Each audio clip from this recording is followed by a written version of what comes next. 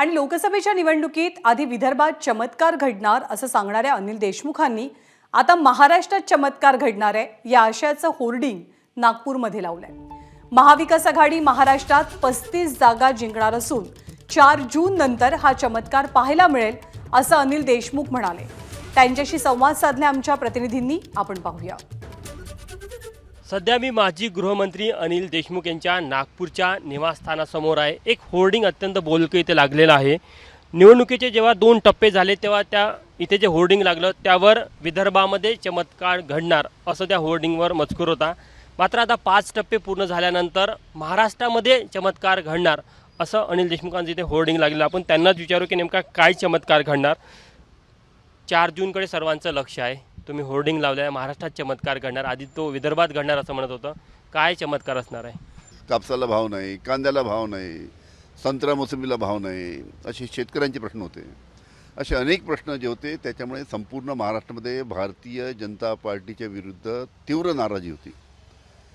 ती नाराजी या लोकसभा निवडणुकीच्या निमित्तानं समोर येणार होती, आम्हाला याची कल्पना होती। त्याच्यामुळे 4 जूनला जे निकाल येणार आहे त्यामध्ये मोठ्या प्रमाणात महाविकास आघाडीचे उमेदवार निवडून येणार आहे, एक चमत्कार घडणार आहे, अशा पद्धतीचं संपूर्ण महाराष्ट्रामध्ये चित्र आहे। किती जागा जिंकेल असं वाटतं तुम्हाला? अंदाज जो आहे आमचा आहे की 35च्या वरती जागा काँग्रेस, राष्ट्रवादी, शिवसेना आणि मित्रपक्ष त्यांचे यायला पाहिजे। तुम्ही चमत्कार घडणार असं म्हणता। सुनील तटकरे मध्यंतरी नाशिकमध्ये पाहायला मिळालं की तुमच्या हॉटेलला येऊन गेलेले होते। अनेक अजित पवार गटांचे नेते तुमच्या संपर्कात आणि त्यांना हे चित्र लक्षात आलं, तर ते तुमच्या संपर्कात असून तुमच्या पक्षामध्ये येण्याच्या तयारीमध्ये आहे का? आमच्या कोणी संपर्कात नाही। ते 4 जून नंतर बहुतेक प्रयत्न करतील, सध्या नाही आहे।